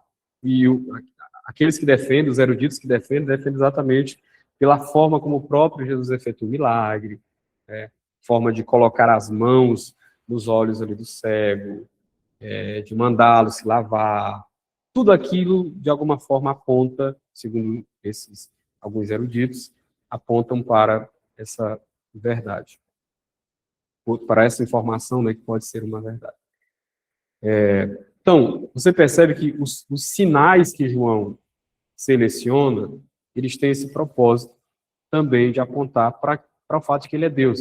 Isso se percebe no texto que a gente leu, capítulo 20. Estes foram registrados para que vocês creiam que o Cristo é o Filho de Deus. Ou seja, eu registro isso para que vocês entendam que ele é o Filho. Ou seja, a gente só pode compreender os milagres que João registra se nós entendermos ele dentro desse propósito geral de João, apresentá-lo como Filho de Deus. Esse seria o propósito do Novo Testamento. De João especificamente, né? De João especificamente. Porque, Pedro, ele está dizendo assim, que muitas coisas Jesus fez, mas estes que ele registrou foi para que isso ficasse certo. Ele é o Filho de Deus. Entendeu? Então, nesse ponto, João está falando do que ele colocou, do que ele escreveu, dos milagres que ele selecionou. Ou seja, cada milagre que João registra no seu evangelho tem o propósito de fundamentar essa verdade. Entendeu? É por isso, irmãos, que, eu repito, nós não podemos compreender os milagres, principalmente os milagres que estão registrados em João, se nós não compreendermos que a conclusão de tudo isso é que ele é Deus. Aponta para essa verdade. Você pode pegar o microfone só para os irmãos de ouvirem também. É só falar perto dele. Tá ligado? Né? Dá sim, dá sim. Então, nesse caso, João queria mostrar como Jesus era o Filho de Deus, e você vê nesses milagres que ele não usa o nome do Pai. Né? Ele mesmo, Lázaro disse, levanta e anda, paralítico que estava em defesa, da mesma forma, ele não usou o nome, em nome de Deus levanta, não. Falou com ele, era Deus, levanta e anda. Ordena então, e isso acontece. Nesse caso, João estava mostrando que ele era, na verdade, Deus. Exatamente. Exatamente. E aí, pastor José Luiz, é a partir disso aí que há uma discussão, e que, como nosso assunto não é cristologia, eu vou apenas só dizer para os irmãos por que da discussão, né? Não vai tentar resolver ela aqui. Que alguns estudiosos debatem, inclusive essa questão até se ventilou aí no período agora dessas lições bíblicas, né? Sobre o fato de se Jesus usou ou não os atributos da divindade, né? Se tudo que ele fez foi apenas pelo poder do Espírito, ou se ele usou atributos da divindade. Eu, particularmente, e aqui eu vou apenas apresentar o que eu compreendo, que ele usou. Né? Eu não descarto o fato de que ele tenha agido pelo poder do Espírito, né? Mas eu não entendo que essa seja toda a história. Essa seja toda a história. Exatamente, exatamente. Então, você vê que no conteúdo de João fica muito complicado. Talvez se olharmos para Lucas, que o propósito é apresentá-lo como homem perfeito, o homem que vive na plenitude do Espírito, talvez a gente pode dizer isso de fato. Mas quando você olha para João, fica muito complicado de você dizer que tudo o que ele fez foi simplesmente pelo poder do Espírito, como um homem cheio do Espírito Santo, e não pelo exercício da sua própria divindade, pelo exercício dos seus atributos. O fato dele conhecer a mente dos homens, conforme João capítulo 2 diz, né? O fato dele, como o pastor destacou, dele dar essas ordens não mediadas, ele dizer, saia, ele ordenar que aquilo aconteça. Né? Então, é muito complicado para a pessoa entender isso se não correlacionar com o fato de que ali é ele no exercício da sua plena divindade. Né? Já está quase fechando o horário. Vai ficar à vontade. À vontade. Sobre o Novo Testamento por completo. A gente sei que o senhor explicou muito bem as cartas, tudo, as epístolas. Principalmente, o senhor enfatizou dentro do Evangelho mesmo, fala do Evangelho para nós. Mas a minha pergunta seria, enfatizando o Novo Testamento, que a gente está estudando nessa aula, enfatizando o Novo Testamento. Geral, né? De forma geral. Qual seria a abrangência por completa da demonstração de Cristo dentro do Novo Testamento? Okay. Porque, assim, Cristo estava no Antigo, mas também ele era a pedra fundamental do Novo. Principalmente no Novo. Né?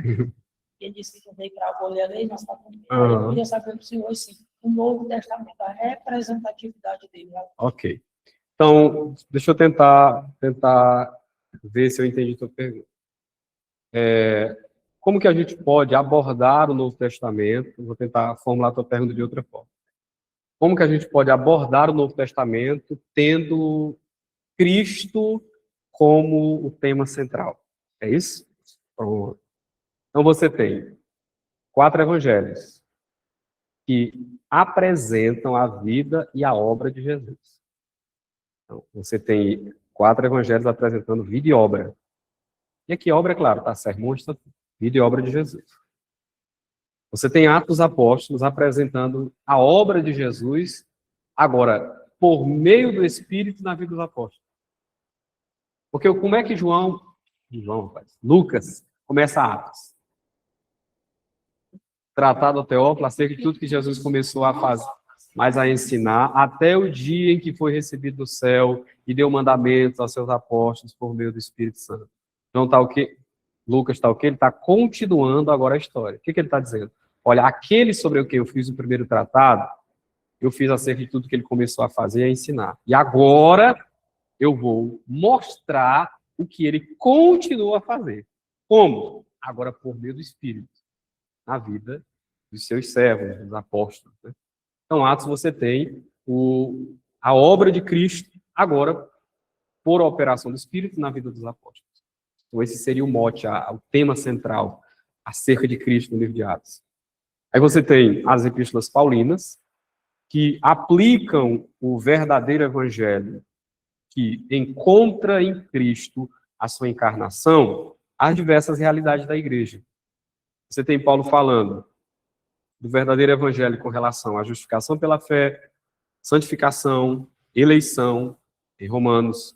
E você tem 1 Coríntios, Paulo falando sobre os ensinos de Cristo relacionados ao verdadeiro evangelho, aplicado agora à realidade prática da vida da igreja, de como o evangelho que Cristo encarnou, que Cristo revelou, ele serve para resolver questões dentro da igreja.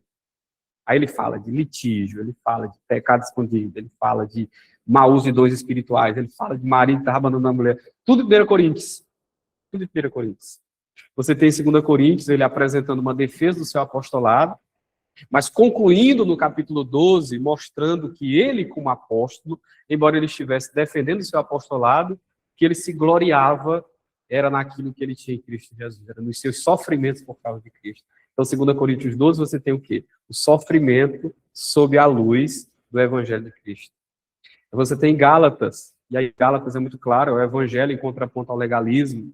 Você tem Efésios, com a revelação do Evangelho na vida da igreja, a vida da igreja na eternidade, Efésios capítulo 1 ao capítulo 3, a vida da igreja no tempo presente, capítulos 4 ao 6. Você tem Filipenses, o Evangelho de Cristo como aquele que traz a verdadeira alegria para a igreja. Você tem um preso constantemente falando de alegria. Alegrai-vos, alegrai-vos, alegrai-vos. Capítulo 4. Você tem Colossenses, a supremacia de Cristo sobre a criação, que é o assunto central de Colossenses. Aí você tem 1 e 2 Tessalonicenses, que falam da esperança cristã, que é a volta de Cristo, em 1 Tessalonicenses, e o dia do Senhor no 2 Tessalonicenses. Você tem 1 e 2 Timóteo, como um pastor deve exercer o seu ministério sob a luz do exemplo de Cristo, 1 e 2 Timóteo e Tito. Você tem como que um cristão que creu em Jesus, deve tratar, por exemplo, naquele contexto, né, os seus escravos. E você tem as epístolas universais, Hebreus, falando sobre a supremacia de Cristo sobre Moisés, sobre a lei, sobre os sacrifícios. Você tem Tiago tratando da vida cristã na prática, né, como que aquele que creu em Cristo deve viver na prática, enfrentando os sofrimentos, capítulo 1, não fazendo acepção de pessoas, capítulo 2, não usando a língua como um instrumento de dano para o outro, capítulo 3. Você tem 1 e 2 Pedro falando sobre o sofrimento por causa de Cristo e como nós devemos enfrentar. Você tem 1 João falando sobre o amor de Cristo na vida cristã como uma consequência de termos sido amados por Jesus. Porque ele, inclusive, um texto base de 1 João nós o amamos porque ele nos amou primeiro, e tendo nos amado, nós devemos amar uns aos outros também. Você tem 2 e 3 João tratando da vida em comunidade, na comunidade cristã, na comunidade do Cristo, né? 2 e 3 João. E você tem Judas, que nos exorta a batalhar pela fé que nos foi dada em Cristo também. Você tem Apocalipse, que é praticamente todo sobre Cristo. Cristo na igreja, Cristo na eternidade, Cristo voltando, Cristo exercendo julgamento. Então, irmãos, por qualquer caminho que você trilhe, olhando para o Novo Testamento, você vai perceber que tudo no Novo Testamento só pode ser compreendido plenamente se você fizer alguma correlação com Cristo. Se você tira a pessoa central do Novo Testamento, que é Cristo, tudo fica sem sentido. Tudo fica sem sentido. Tá bom? Então, essa é a relação aí entre a pessoa de Cristo e todo o conteúdo do Novo Testamento. E aí eu quero apenas aqui, só para concluir, eu tenho 2 minutos.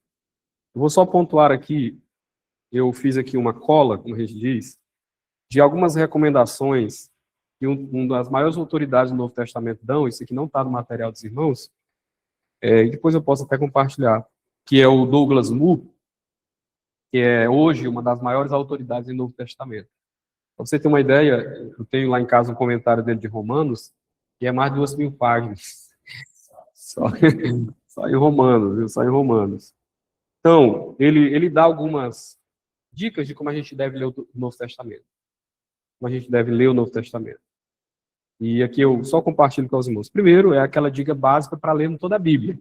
É pedir a iluminação do Espírito, né?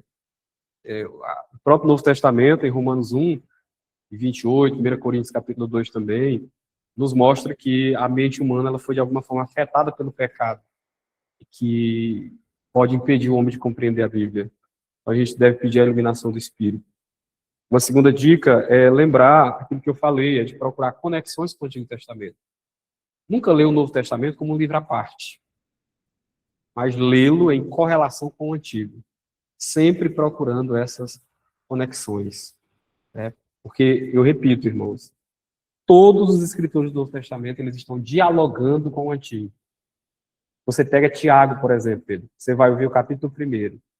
Só no capítulo 1, depois a gente pode ver isso com mais cuidado, você vê Tiago dialogando com Eclesiastes, com Cantares, com Provérbios. Só no capítulo 1. Ele não dialoga assim, citando referência, mas ele dialoga do conteúdo. Dialogando diretamente com o texto. Você percebe as conexões muito claramente com Eclesiastes, com Cantares de Salomão, com Provérbios, principalmente com Eclesiastes, só no capítulo 1 de Tiago.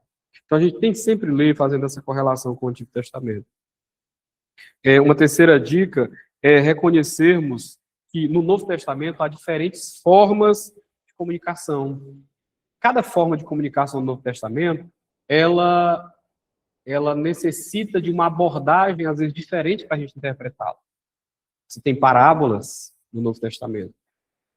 Você tem textos doutrinários. Você não pode abordar um texto doutrinário como se fosse uma parábola. E nem uma parábola como se fosse um texto doutrinário. E é um erro que muita gente comete hoje, como, por exemplo, vai ler parábola. Ele pega uma parábola e ele tenta picotá-la. Como? Tentando enxergar significado em cada detalhe. Cada detalhe. Ele pega a parábola das virgens, por exemplo. Ele procura detalhe em tudo ali. Tudo, ele vai procurando. Ele pega a parábola do joio e do trigo, ele vai procurando significado em tudo, em cada detalhe, em cada detalhe. E a parábola, ela não pode ser abordada assim. A parábola não é alegoria. A parábola, ela conta uma história, ela acrescenta detalhes que só servem para o propósito final.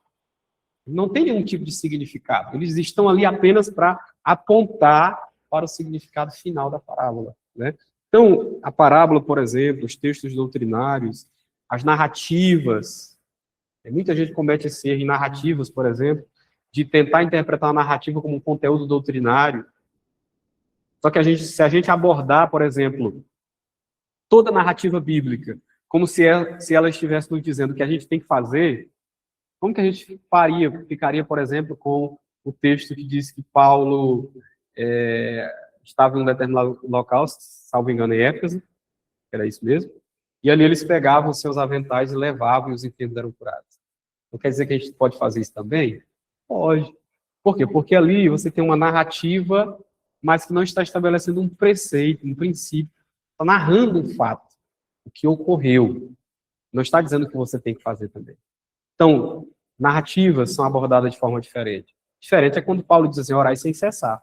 Ah, mas isso aqui é só da questão do contexto. Não, aí já não é. Você tem um texto doutrinário, uma ordem clara. Então, orar mesmo, sem cessar. Então, você aborda diferente. Então, lembrar que tem esses diversos tipos de formas de comunicação do Novo Testamento. E, por último, aquilo que eu bati na tecla, já fiz esse resumo, sempre leia o Novo Testamento, relacionando ele com Cristo. Sempre. Sempre. Eu tenho dito, e aqui eu concluo com isso, porque aqui tem... Todo mundo aqui é pregador, né? Eu tenho dito e eu vou repetir. Nós não podemos dizer que pregamos o Evangelho, pregamos a Bíblia, se nós não relacionamos ela com Jesus. Você consegue pregar a história de Abraão inteira, consegue pregar um capítulo inteiro do Novo Testamento sem relacionar isso em nada com Jesus. Nós não podemos dizer que a gente está pregando o Evangelho se nós não relacionarmos tudo com a pessoa de Jesus. Fazer a aplicação. Exatamente, a aplicação. É aquilo que o Charles Spurgeon ele dizia. Ele dizia assim, olha, eu pego o meu texto e eu corro para Cristo. É isso. É isso, é pegar o texto e correr para Cristo. Porque tudo tem que ser visto sob a luz da pessoa bendita de Jesus. Irmãos, muito bem, nós findamos aqui a nossa aula de hoje, tá bom? Queremos agradecer aos irmãos que estiveram aqui no nosso polo, Cefonta, aqueles que ainda estão pela nossa transmissão. Deus possa continuar abençoando os irmãos, em nome do Senhor Jesus. Pedimos perdão aí por qualquer imprecisão e falha e, de alguma forma, falta de certeza, mas a gente pede que os irmãos só lembrem que aqui é uma síntese, né? Assuntos sobre esse, geralmente, a gente, quando é uma aula, de fato, nós tratamos em 5, 6 horas de aula, e que nós tentamos aqui resumir ao máximo em praticamente menos de 2 horas, tá bom? Então, que Deus abençoe, nós vamos orar, agradecendo a Deus por esse momento, a nossa aula, e se os irmãos, ao terminar a aula, surgir alguma dúvida, nosso grupo, o grupo ele está aberto, os irmãos podem fazer a pergunta, se quiserem ir no nosso PV também, nós estamos à disposição para responder e atendê-los naquilo que for possível, tá bom?